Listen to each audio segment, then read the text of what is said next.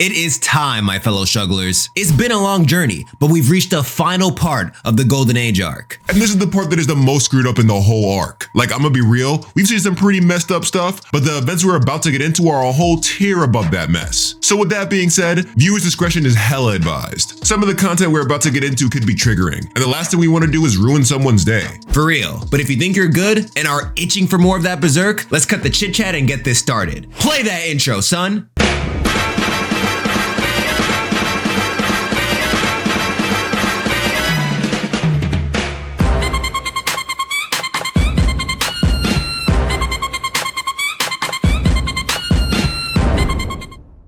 Last time on Berserk, Guts left the Falcons after contemplating it for a minute. He spent a year honing his sword skills and now wants to dedicate his life to testing his skills against strong opponents. And that's great and all, but this leads to Griffith going off the deep end and getting himself captured. So with the Falcon leader in prison, Midland is like, guess we gotta evict the whole bunch, and decide to ambush the band, thus killing more than 75% of their people. Casca takes the reins as leader, but after a year passes, they get ambushed again. Luckily, Guts returns to save their asses though. And after that, Guts and Casca finally stop playing games with each other, and they do the damn thing. Quest for Cheeks completed, and he was even really on it. Well, now with that out the way, Guts is ready to direct all of his attention to helping the band save his old friend Griffith. The day of the rescue quickly arrives. The Falcons start packing up to sneak into Midland. After a 3-day trip, they make it to a cemetery where they enter a secret underground passage. Once through, they rendezvous with someone Casca says is on their side. It turns out to be Princess Charlotte. She loves her some Griffith so much that she's willing to risk her life to try and save him. And she dragged her maid friend along too, which is wild. The group makes their way through the castle grounds, and on the way, Charlotte apologizes for her father's actions towards their leader. But Judo's like, we're not gonna clear the air like this. Sorry, princess, don't mean to pry, but what the hell did Griffith do anyway? My man is trying to get right to the point. The princess tells him that Griffith was in her room, but before she has a chance to continue, guards show up. But just saying that was enough for Casca to assume that Griffith fucked, and this does not sit right with her. Yeah, Casca may love her some guts, but that didn't just throw away her feelings for Griffith. So right now she's feeling mad conflicted.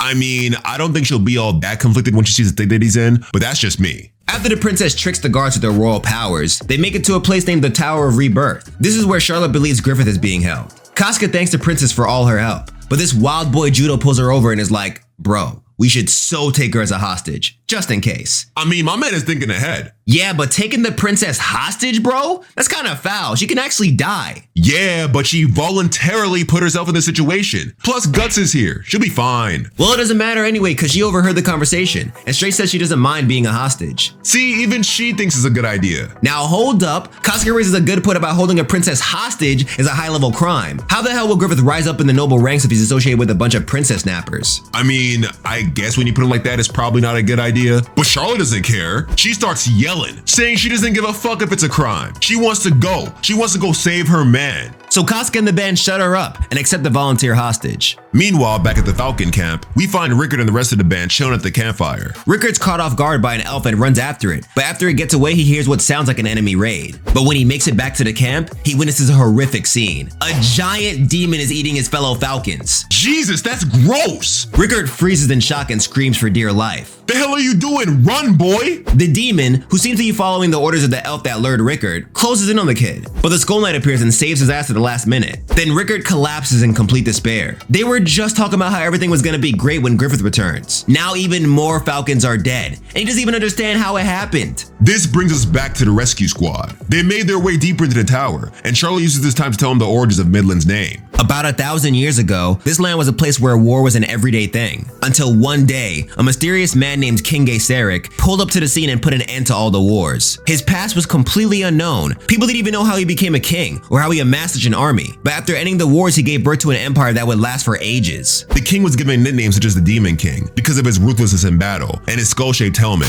And yes, if you saw this and was like, oh shit, is that the Skull Knight? You're not alone. I did the same thing, but I'm not caught up to Berserk yet, so I honestly have no idea if these two are connected. Connected or not, the king disappeared when a calamity took out his capital city. The city's name meant land in the middle of nations, which is where the name Midland comes from. But according to the princess, the city that was destroyed a millennia ago is now sleeping at the bottom of this tower. And to make things even more ominous, when Casca drops their source of light, we catch a glimpse of what's at the bottom of the tower. It's a huge pile of corpses, but each one has a brand on their head. They move forward and find the room that Griffith has been hauled in. But when they enter, they're welcomed by the destroyed body of their former leader. And when we say destroyed, we mean destroyed. His back is torn up, his tongue has been cut out, the tendons in his arms and legs have been severed. The torture he went through was beyond cruel. Man, his face is so fucked up, they could even show it on the panel. And y'all know what kind of shit they show in this manga. And the worst part is he's still alive. He was alive for all of this. This dude felt everything. I may not like Griffith, but that's a lot. Then after the Griffith reveal, guess who shows up? The hunchback of crack cocaine. He locks the door on them and starts talking that weird shit, saying he and Griffith were like husband and wife as he was torturing him. So Guts snaps and stabs the hunchback through the door. Then my man cuts off his tongue like, nah, bitch, you ain't getting away with that stank ass breath and my boy's tongue. Now I'm taking yours. Then he lets the bastard drop to the bottom of the hole. Good riddance. But when they look up, the band realizes they're surrounded by Midland guards. They tell the Falcons to lay down their weapons or else. Everyone is shook, but Guts has had it. Y'all just messed with this boy Griffith. Now he wants blood. So my man Guts says one thing. Keep up with me, then tears his way through all the guards while climbing up the steps like a madman. Mind you, these guys have freaking crossbows. And it's not even like they don't use them. They do, but Guts uses an enemy's body to block the arrows. Then he pulls a Sephiroth from his Smash debut and continues fighting with the dude hanging from his sword. And this shit is so clean. Guts is diabolical with it for real. Like, look at this panel right here, son. This is what inspired Madara to slap dog shit out of all those ninja in the Ninja War arc. That's a fact. So Guts single-handedly bodies every guard in their way, including the ones outside the tower. Then before you know it, they're running through the city trying to escape. But now the whole city knows something is amiss, so there are guards everywhere blocking their escape. Soldiers aim their crossbows at the Falcons, but the king stops them. He peeps his daughter and is like, y'all let my wife die, then you're just gonna shoot my daughter? Also, I know a year has passed, but this man definitely aged like a whole decade. Don't get me wrong, the king was old, but not this old, bro. My man is dying. The king piece that they also have Griffith, and this dude snaps and is like, nah, Griffith? You ain't going nowhere. Troops, summon the Bakiraka. And though that sounds like a Yu-Gi-Oh card or a Pokemon, it's not. The Bakiraka are a small group of assassins from the east. I believe they come from the same place that other assassin guy came from. Apparently these guys have killed hundreds of rulers and vassals, and they're more dangerous than an army of 10,000. The king tells them to kill Griffith no matter what it takes, even if it costs them their own lives. But no harm shall come to his daughter. Then with those instructions, they dip. Elsewhere, the Falcons are recuperating from the mess they just had to deal with. Guts is exhausted as fuck, so Costco wipes the blood off to help calm him down. And Griffith watches from afar looking salty as ever. Yeah, stay salty, son. They continue through an underground tunnel, but stop when they find one of the Bakiraka looking like he's about to take a shit on him. Yeah, I just peeped. He really about to shit on him, son. The assassin rushes at him, then does some horror movie crawl backwards after he misses. After that, more assassins show up. The Falcons dodge their attacks, but one shoots a blow dart aimed at Griffith. Charlotte notices them, blocks a shot for her man, but the dart causes her to collapse. The assassin tries to run away, but Guts dead swats him like a fly before he can escape. With the princess hurt, the assassin from earlier reveals himself. He's like, hold up, time out. The princess is poisoned, and neither of us can have that. So give us the princess so we can heal her. With no real choice, they let one of the assassins take the princess along with her maid friend. Then the assassins start to smoke again. A new one shows up, who can chuck javelins like a freaking cannon, but Judo quickly devises a plan. He uses the sparks from his throwing knives to find the living cannon in the darkness and kill him. Then Pippin strikes the wall to give them more light, thus giving Casca and Gus a chance to kill the rest of the assassins. But they forgot one, the woman who escorted the princess out of the tunnel. She returns and bombs the narrow space. The Falcons start booking it, but Griffith peeps some light coming in from a part of the tunnel. Pippin feels his energy and breaks the roof. The Inferno that was following them then rises upwards while they escape the tunnel. After her failed assassination attempt, the king executes the remaining assassin. Then he prepares to go after the maid, thinking she's partially responsible. But Charlotte wakes up just in time to tell her father that her maid was only following orders. The king immediately softens up and lets the maid go. Then Charlotte tells her father to let Griffith go as well. He's been through enough. The king looks at her and tells her that she can be at ease. No harm will come to him. But the dude lied. He goes to a soldier and is like, fuck it, send the Black Dogs. Now you're probably wondering who the Black Dogs are. Well, they're only the most savage unit in the army of Midland, made up of some of the place's worst criminals. Think Suicide Squad, but way less likable. According to the king, they would plunder towns and butcher women and children, whether it be in enemy territory or his own. So this man sending the Black Dogs means he really wants Griffith dead. The leader of this group is this dude named Wyald. When he's called in for this job, he gets hype, because apparently he has business to attend to that involves Griffith anyways. Meanwhile, the Falcons pass by a house in the outskirts of the city where they meet some kind people who give them supplies for their escape. They keep it pushing, but when they look back, they find the Black Dogs chasing them with the corpses of the kind people who helped them. I swear if I did not watch Devilman Crybaby, that panel would have really fucked me up. The Falcons realize they won't be able to escape without gaining some more distance, so Guts and Pippin stay back to lay waste to some Black Dog Knights. But then they're stopped by the Black Dog leader leader, who stops Guts' sword swing barehanded. He immediately realizes that this guy can't be human. His presence reminds him of Zod, but before they can continue, Casca calls on them to retreat. She set bombs on the bridge. All Guts and Pippin have to do is cross so she can blow it up. So they both book it, but even after the explosion, the Black Dogs continue their advance. The explosion wasn't useless though. It didn't get a good amount of the Black Dogs, but Wild don't give a shit. When one of his boys tells him the truth, that this is a dumb idea and they should just retreat, he kills a guy and tells him that if they start talking about living and dying, then they'll waste their lives. How are you gonna say that after killing somebody? So I'm sure most of you guys can tell this dude is not human. Well, Guts can tell too. That skirmish verified it for him. Now he's shook, cause that makes him think about the unavoidable death the Skull Knight was talking about. They continue their escape while the Black Dogs run into another one of their traps. Boulders rain from the sky, and more of their units die. But once again, this man Wild don't give a fuck. My man says, music to my ears, advances even more, then punches a boulder with one hand just to show his dominance. Alright, Chris Redfield, chill. The Falcons continue pushing forward while the Black Dogs fall for more of their traps. And every time, Wild pushes through like a tank while his comrades die. Then the running finally stops when Corcus and Gaston show up with an army of Falcon members. Guts turns around and looks at Wild like, "Aight bro,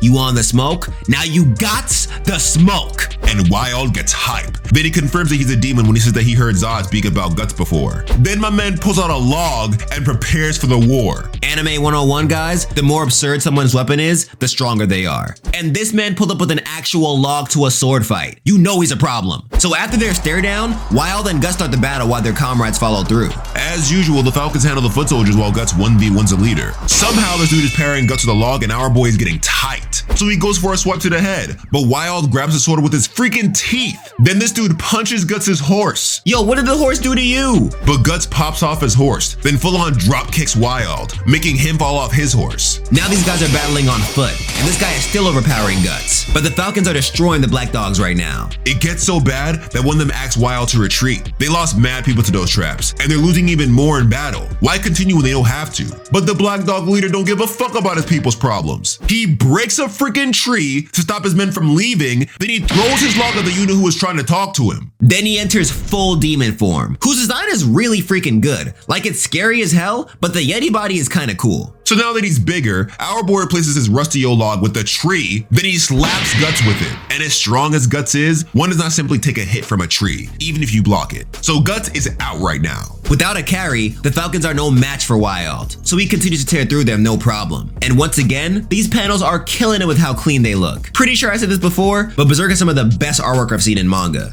Anyways, back to the massacre. The Falcons retreat, but Casca refuses to leave her man who is still knocked out. Wild grabs her while she tries to wake up Guts. Then when she screams for help, Guts pops up like, "Get your hands off my woman!" Then Guts gets his anime power up and starts giving it to the demon. He dodges everything Wild throws at him, then eventually takes him down. And everyone just orgasms from how dope Guts looks right now. After the giant falls, Guts rushes over to it for the finishing blow. He strikes the demon's chest, but it retaliates and beats dog shit out of him. Then he gets slumped again. But as Wild gets closer, the will to live surges through him, and he slices the thing's eye. Winded, Guts tries to figure out some way to beat the demon. Then an idea comes once he spots a Black Dog corpse. Wild starts searching for our boy. Then he finds something hiding behind a tree. He hits it with his Wild chop, but it was a fake. Then something comes at Wild from above. The demon peeps, punches it, but it was another fake. My man hit him with a double substitution no jutsu. But he ain't a ninja though. Then from behind the last sub, he comes in with his sword raised. But Wild stops the blade with his hand before Guts can deliver a fatal blow. Guts is done with this demon though. He lets out one final battle cry and stabs the demon in the neck with his broken sword. Yo, that Skull Knight was right about him being a struggler. But that's still not enough. Wild attacks him again, so Guts gets him in a sleeper hold and starts stabbing him up some more. Then the demon knocks Guts onto a tree and they both fall. But like the goat he is, Guts gets up while Wild stays down. The Falcons won.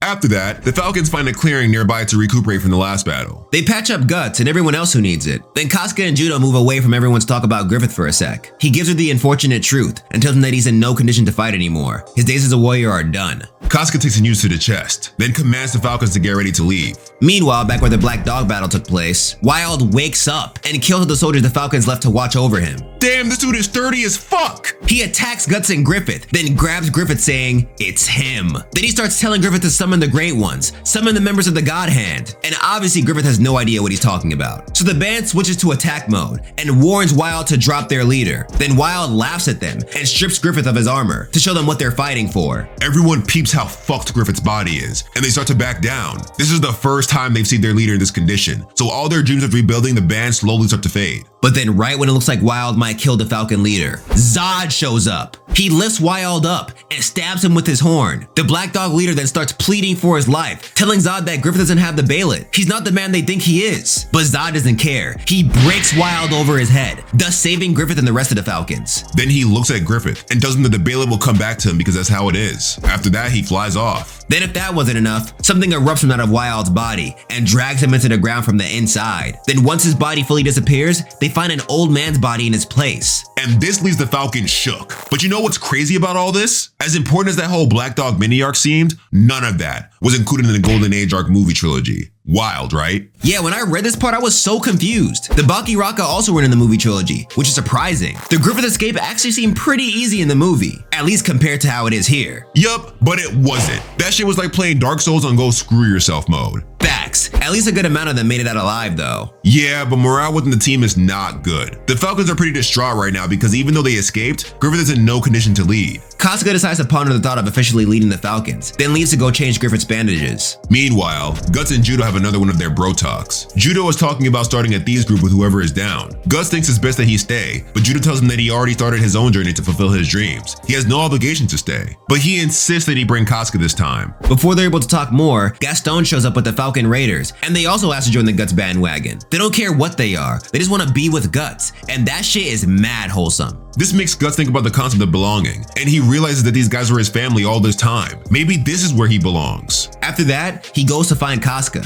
When he finds her, she cries in front of him and tells him she can't go with him on a journey anymore. Griffith is too weak. She can't just leave him like this. Guts gets it and tells her that he can stay too. But just like Judo, she tells him he can't stay here when he has his own dreams to fulfill. Meanwhile, while Guts is getting his heart broken, Griffith sees the vision of himself that looks at him like, "The fuck are you doing sitting around? Go out there and follow your dreams." This makes him lose it and take control of the carriage to drive it away. Guts pulls away from his convo with Casca when he sees what this wild boy is doing. Then he chases after the man. But before Guts reaches him, Griffith hits a rock then goes flying into a lake. He goes insane, then tries to off himself, but he's too weak to. Then while he cries about the situation, he finds a Crimson Bailet, the egg of the king. The Falcons move forward to help Griffith, but when they find him, they spot something crazy. A solar eclipse has started, but this shit ain't natural. Demons pop up behind Griffith, so Guts runs over to try and save him, but the moment he touches him, everyone in the area gets transported to this dark place, straight out of your worst nightmare. Yeah, the floor and ceiling of this place are made up of faces in pure agony. This man Miura knew what he was doing. Some of the Falcons start freaking out over what just happened, but Casca's like,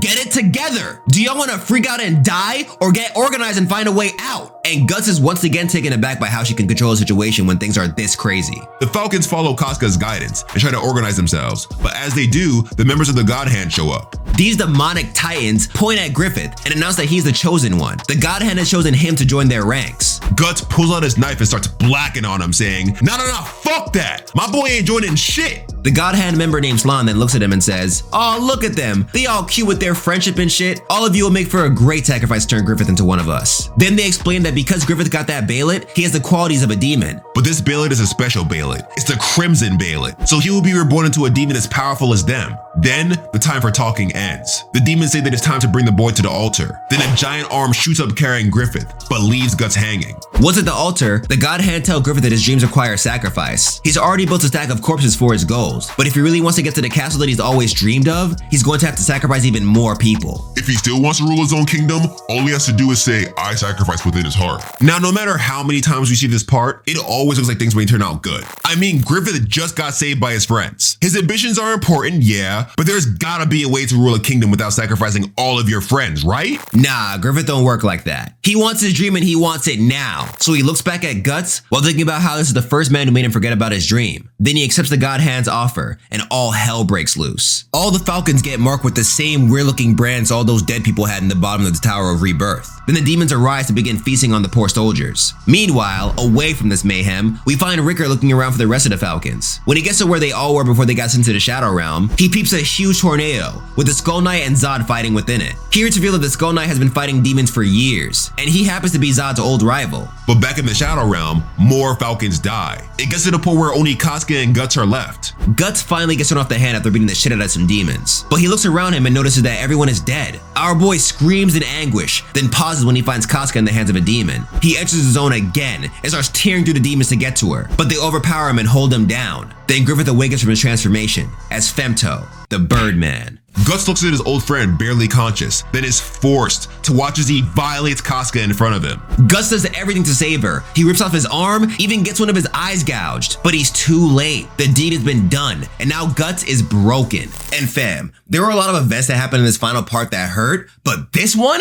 Bro, even after watching the movie and knowing what was gonna happen, I still had to will myself to read this part. Griffith really just said, fuck my friends. Then he transforms, gets bird wings, and pulls some shit like this? Like, how can you feel good about yourself after pulling some shiesty shit like that? For real. So Casca is knocked out, Guts is pretty much done, and all hope seems completely lost. But out of nowhere, the Skull Knight shows up and rescues both Guts and Casca. And surprisingly, Femto hesitates before trying to kill them when they leave. Outside of the Shadow Realm, the Skull Knight appears before Ricker with Casca and Guts in hand. Zod shows up hella shocked by the fact that Guts is still alive. And because of this crazy luck, he and the Skull Knight decide to put their grudge match on hold. The Knight informs Ricker that all the other Falcon members are dead. Then he takes him and leaves the place before more demons show up. Guts wakes up 4 days later. Ricker tries to talk to him, but the first person he demands to see is Casca. They point him to her, but she freaks out when he touches her. It seems that the Griffith situation not only took her memories away, but reverted her behavior to that of a child. So now she's afraid of Guts. I mean, the dude is scary looking, missing an arm and missing an eye. I can see where the fear is coming from. But this still hurts Guts hard, so he leaves. He rushes to the forest feeling a cluster of emotions as he remembers everything that went down. Then he stops in the middle of a field, but the brand that he got from the Eclipse event starts irritating him. The Skull Knight appears and is basically like, what did I say, bro? I told you your life would be fucked. Now you gotta live in hard mode forever. Take the sword to see what I mean.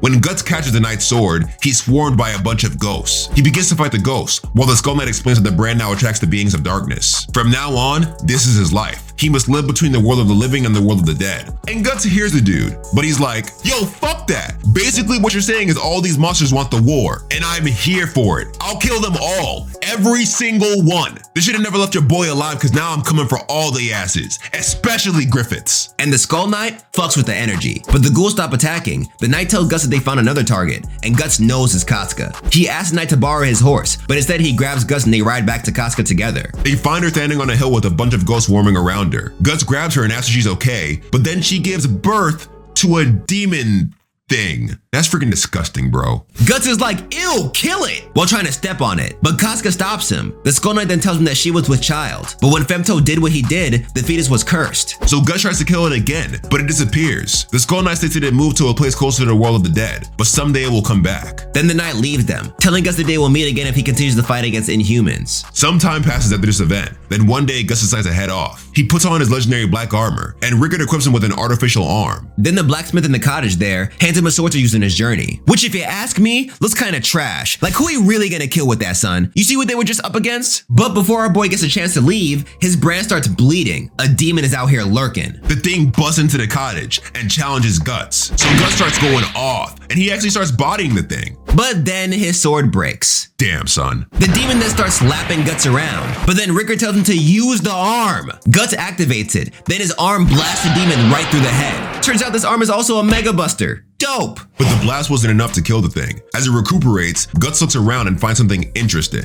Next thing you know, the beast goes flying through the cottage. Then Guts cuts the thing in half with a new giant sword. The blacksmith then stands in awe as Guts easily holds the sword he thought was useless. A giant slab of iron meant to kill dragons, the Dragon Slayer. And Guts is like, holy shit, this is what I needed. After all that, Guts prepares for his departure. Rickard tries to stop him and tells him that it's best that he just stay here. The Falcons are dead. There's no use getting revenge for dead people. But Guts looks at the kid and says, nah bro, it ain't over. The Falcons are still alive. We are still here. This war ain't over yet. So protect Casca while I do what I do best, and destroy our enemies. Then with Dismal Rage pushing him forward, he starts his quest to avenge his friends. And that is how Guts went from a baby found in the middle of death to a survivor, ready to take on hordes of demons. That's it, y'all, we finished. That is the whole Golden Age arc explained. All 5 parts, it's all done. We did it, it's finally done. Now it's time for the moment you've all been waiting for. Conscience. Thoughts? Yup, Berserk is trash. No, I kid. After seeing this whole story unfold, I can see why Berserk is seen as a masterpiece. The world these guys live in is deep, gruesome, and dark, and Miura shows that naturally through plot without throwing a shit ton of information at you. The characters are extremely well written, even the side characters, and the action panels be fuego. And the development of Guts? Bro. Best character development I've seen in a protagonist, period. Like I said plenty of times, at first glance, you'd think Guts is just some dude with a rage boner, but he's actually more human than most characters I've seen in anime and manga out there. And this is just the beginning of his story. So much more shit happens that I don't even know about because I haven't caught up yet. But even if we don't, we think you should, because Berserk is that heat. It gets the Donchi Ultra stamp of approval.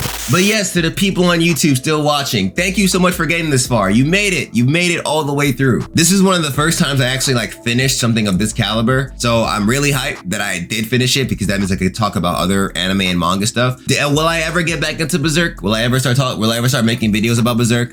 Most likely. I mean, I'm gonna have to catch up sooner or later. I know for a fact that as I read the manga, I'm gonna wanna make more videos with all the bullshit that happens, but I may get back into Berserk after this series. I may not. Hopefully next time I get into Berserk, I don't get attacked in the comments for not putting up Berserk videos whenever I'm not putting up Berserk videos. So I'm hoping that doesn't happen, but that's neither here nor there. But yeah, we should probably get to the end slate now because this is getting long.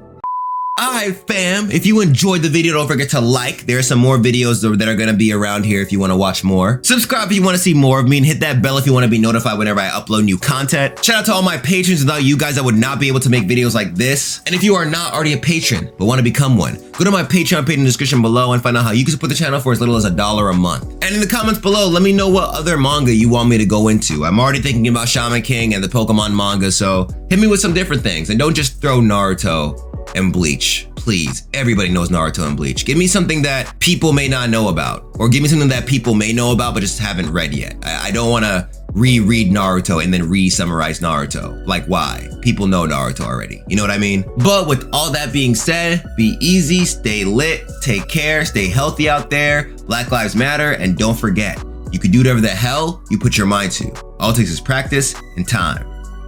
Peace out, y'all.